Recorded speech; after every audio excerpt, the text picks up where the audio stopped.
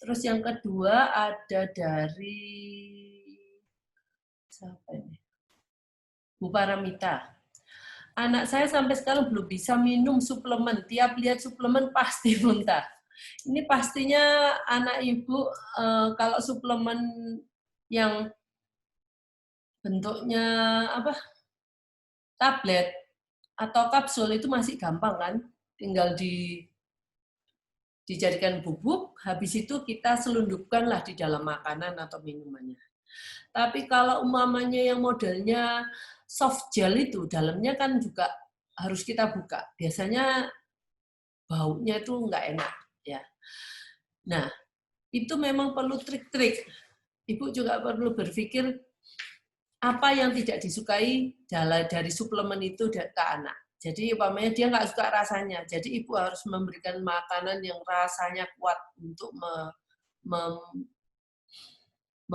apa ya, mengungguli rasa yang dia nggak suka. Tapi itu hanya salah satu cara. Ada cara yang lainnya. Mungkin ibu tidak bisa melakukan memberikannya dengan sekali segitu banyaknya. Atau jadi dia harus sedikit demi sedikit demi sedikit. Atau juga Anda bisa melakukan memberikan itu kalau yang paling akhir itu ibu bisa memberikan pada waktu anak tidak sadar. Itu tidak sadar itu pada waktu mungkin dia tidur. Ibu berikannya dia itu di dalamnya. Atau buatlah itu menjadi satu paste seperti pasta itu, kental-kental itu.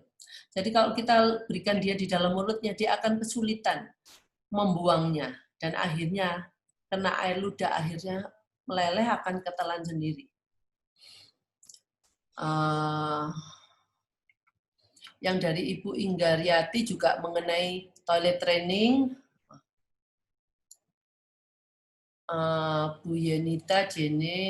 Bu Yenita adalah anaknya suka menderet-deretkan mainan.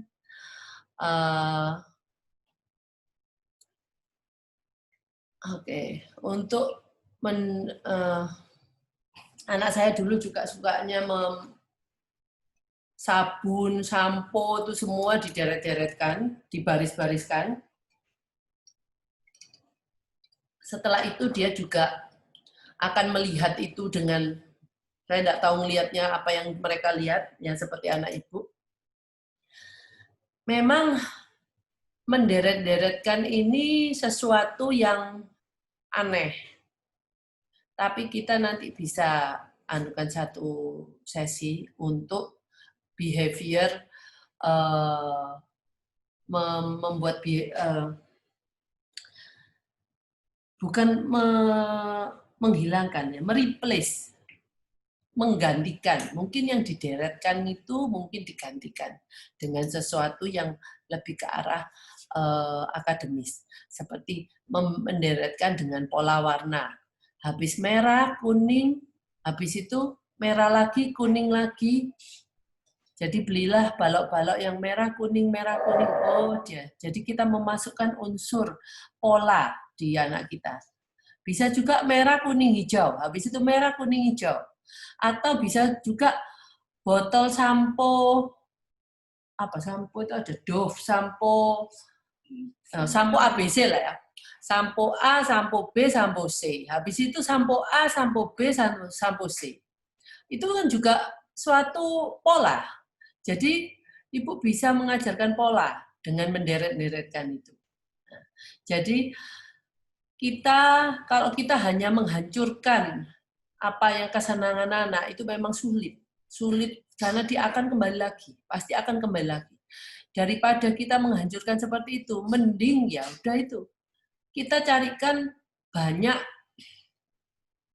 jalan. Apa yang bisa kita ajarkan melalui kesukaannya dia menderet-deretkan itu. Yang biasanya berderet-deret itu apa? Mobil, ya udah. Oh, mobilnya berderet.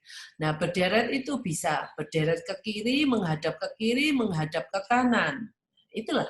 Ibu bisa kan ambil maknanya dengan cara yang dia suka berderet-deretkan itu, apa yang bisa kita ajarkan dalam kesukaannya itu. Untuk dari Nicholas ya, anak ABK yang kognitifnya dan akademiknya cukup baik, tetapi sosialisasi dan komunikasi dua arah yang kurang, sebaiknya sekolah umum bersama dengan anak normal atau homeschooling. Kalau ibu di sekolah normal, asal ibu bisa menyediakan schedule yang tepat. Kalau nggak gitu, saya kenapa? Kalau nggak ada schedule nggak apa-apa. Tapi kalau pamannya kadang-kadang kita kan banyak bullying di sekolah, karena anak ini akan menjadi responnya kan nggak seperti anak-anak pada umumnya. Jadi biasanya anak-anak ini korban bullying dan akhirnya kalau masih TK, anak-anak itu mungkin masih belum terlalu sadar bahwa anak kita mempunyai suatu kelainan. Jadi kalau umpamanya ada schedule, kita bisa berikan program-program yang dia harus lakukan di sekolah dengan teman sebayanya. Jadi kalau nggak ada schedule, adapun kalau schedule tanpa program, itu juga percuma. Dan kalau homeschooling, ibu juga nggak akan mendapat kesempatan bertemu dengan anak-anak lainnya dan mempraktekkan. Jadi kalau istilahnya ini, kalau ibu dengan ada schedule-nya, itu ada langsung mamanya salah, langsung dibenerin. Langsung salah dibenerin. Tapi juga ada seperti kalau anak-anak ke sekolah, paling sedikit anak ini harus tahu dong, siapa temannya, siapa gurunya. Sekarang dengan dalam era paling gampang di ini, kita pakai foto, dan tiap hari anak-anak itu diingatkan, umpamanya fotonya, ini siapa, ini siapa, ini temanmu yang mana, ini namanya siapa. Gitu. Nah itu lebih mudah terjangkau, karena kita bisa minta foto anak-anak atau guru yang harus dikenal oleh dia. Dan itu programnya masih banyak lagi. Oke, saya sampai Nicholas dulu. Setelah itu saya nanti akan saya sambung lagi dari Bu Susi Daud. Nanti setelah saya lanjutkan lagi ini pembahasan saya.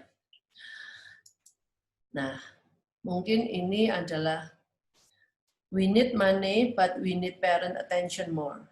Saya mengingatkan orang tua, punya anak ABK bukan cuma harus, biasanya orang tua itu mengeluh bahwa biaya untuk anak ABK itu sangat mahal. Saya tahu mengenai hal itu. Dan tidak setiap orang itu mempunyai keleluasaan finansial. Tetapi di sini saya punya pengalaman banyak dari orang tua yang ya mereka mempunyai keterbatasan finansial, tetapi mereka masih mau berusaha sebisa mereka. Saya sangat salut dengan orang tua seperti itu, karena mereka itu istilahnya perjuangannya lebih besar, tetapi mereka mempunyai hati yang lebih besar lagi daripada mungkin orang yang mempunyai uang dan secara finansial nggak ada problem, apapun bisa dilakukan.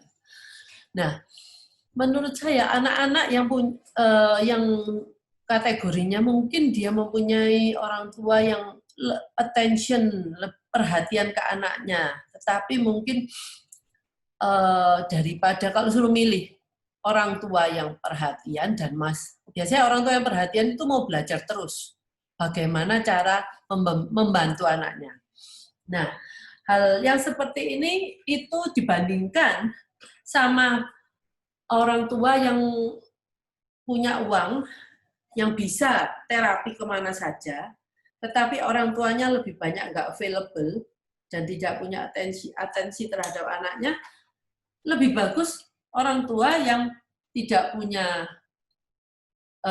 keterbatasan finansial, tetapi punya atensi yang sangat besar untuk anaknya. Itu yang saya mau katakan.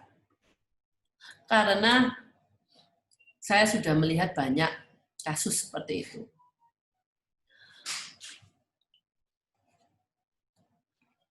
Jadi untuk orang tua yang mempunyai keterbatasan finansial tidak perlu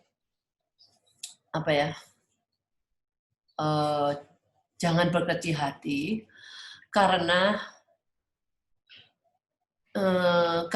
motivasi Anda untuk membantu anak itulah yang akan memberikan jalan ke Anda untuk ke step berikutnya. Oke, terus ya saya mau ngomong mengenai problem di dalam keluarga. Seperti problem dengan saudaranya. Saya mau jangan menunggu sampai problem ini muncul dikala anak-anak ini sudah menjadi dewasa. Saya mengalami sendiri dalam keluarga saya bahwa itu nanti akan kita udah punya anak ABK itu memang sudah sangat berat ya. Tetapi kalau kita nggak berhati-hati lagi, problem dari saudara ABK ini akan juga membuat keluarga kita menjadi makin sulit. Jadi di sini saya ingatkan, setiap anak itu butuh atensi dari orang tua.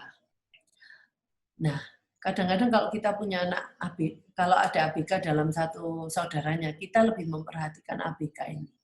Dan saudaranya itu merasa tidak diperhatikan sebesar seperti orang tuanya memperhatikan si saudara ABK. Nah, ini maksud saya kalau Anda berhati-hati dari kecil, mungkin Anda tidak akan menuai itu dalam waktu besarnya. Jadi memang untuk orang tua harus berbagi peran. Aslinya kalau mamanya si ibu itu sudah menjadi bertanggung jawab terhadap ABK, ya bapak ini yang bertanggung jawab terhadap yang non ABK.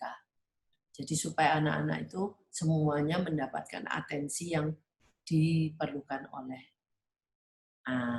anak. Ataupun kalau mamanya kita harus bisa kadang-kadang pergi berdua dengan anak yang dengan saudaranya tanpa ABK. Jadi ABK, jadi dia merasa harus sering-sering ada momen-momen dia bisa sendirian tanpa ada saudara ABK-nya. Jadi dia akan bisa berkomunikasi banyak dengan kita dan akhirnya dia merasa bahwa saya juga mendapatkan porsi yang atensi yang saya perlukan. Itu ya. Karena nanti ya problem ini di kemudian hari itu akan jauh lebih besar kalau anak itu sudah beranjak dewasa. Jadi anak itu bisa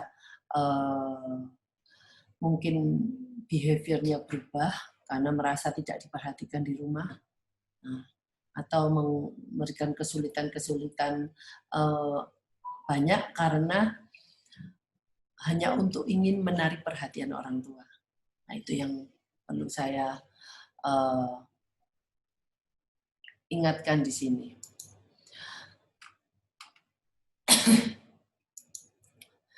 Satu hal lagi juga healthy lifestyle untuk seluruh keluarga. Healthy lifestyle ini bukan karena kita mau gimana ya, tetapi ini adalah salah satu kalau ke dokter Ali yang sudah pernah ikut dokter Ali itu lifestyle yang sehat akan menunjang